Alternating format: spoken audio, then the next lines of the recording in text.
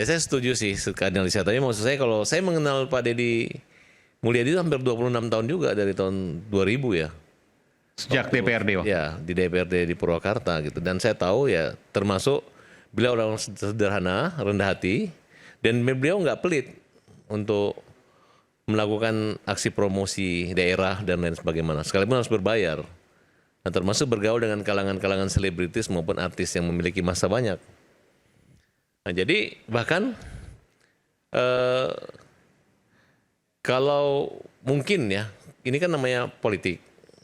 Pak Deddy juga harus berterima kasih sama Pak Ridwan Kamil. Karena Kalau Pak Ridwan Kamil nggak dipindahin jadi calon bupati gubernur Jakarta, itu belum tentu Pak Deddy bisa ngalahin Pak Ridwan Kamil gitu. Dan Ridwan Kamil juga bukan gara-gara dia kalah, karena dia kalah di Jakarta paling 1%, 2% aja, 1% nggak sampai. Di Dharma hampir 10%, mereka itu yang sisanya antara Pak Pramono dan Pak Ridwan. Berarti kan Pak Ridwan Kamil juga tokoh nasional yang perlu diperhitungkan banget gitu. Yang nggak tahu nanti apakah dia akan kembali ke sana. Dan kita tidak boleh juga menyimpulkan bahwa saat ini Pak Deddy naik, Pak Ridwan turun. Enggak juga gitu. enggak juga. Enggak. Di mana teorinya? Ya karena ya Pak, saya sampaikan Pak Bupati, sampaikan ke Pak Deddy ya. Pak Ridwan adalah juga tokoh Jawa Barat. Ya, kita saat ini beliau juga punya kepentingan ini menyangkut Jawa Barat. Namanya manusia itu ada salah, ada hilapnya. Tuhan saya Maha Pengampun gitu. Nah, jangan pemilu masih tahun 2029, sekarang sudah ada hal-hal yang membandingkan gitu. Nah, jadi mungkin ketika Pak Ridwan Kamil dalam keadaan terpuruk, ya bukan hanya Parat Abbas yang Pak Deddy juga bisa menunjukkan bahwa orang Jawa Barat tuh nggak kayak begini gitu. Dan Pak Deddy Mulyadi itu punya kemampuan retorika, bahkan permasalahan hukum pun dia kuasai. Kami pernah bersama-sama membela Vina, kasus Vina gitu. Iya.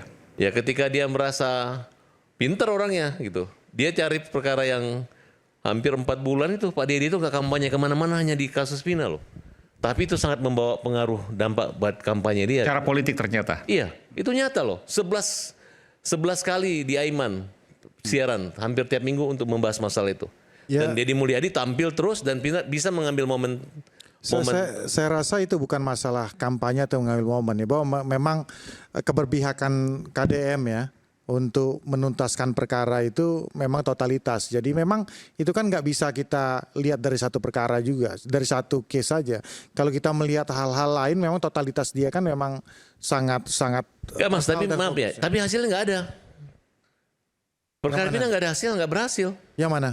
Perkara yang Pak Deddy kumpul itu nggak ada hasil. Iya, kan kita tidak. Enggak, maksud saya begitu hebatnya pencitraan itu kan. Bukan pencitraan, saya rasakan. Sehingga masyarakat Jawa Barat tidak melihat hasil, tapi melihat upaya perjuangan yang dimiliki semangat oleh Pak Deddy. Gitu. Nah ya itu maksud saya. Saya setuju gitu kan. Itu. Nah jadi maksud saya semangat pemuda-pemuda pemimpin Jawa Barat ini jangan juga dilemahkan hanya gara-gara satu kelemahan. Itu kan sekaligus menunjukkan juga bahwa Kang Deddy itu menunjukkan simbol-simbol kedekatan. Itulah yang namanya memanajerial dirinya dalam momen politik tertentu. Tapi gini, Prof. Ali, saya nambahin Bung Aiman.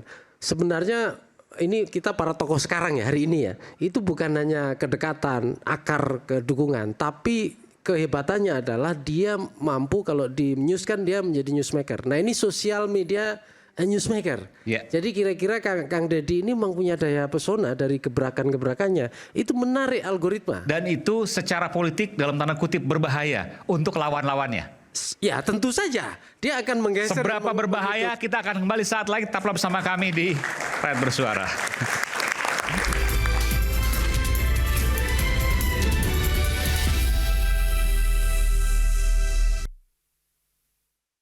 Sampai ketemu di Portugal ya, boys. Bye. Love you. Berat ya?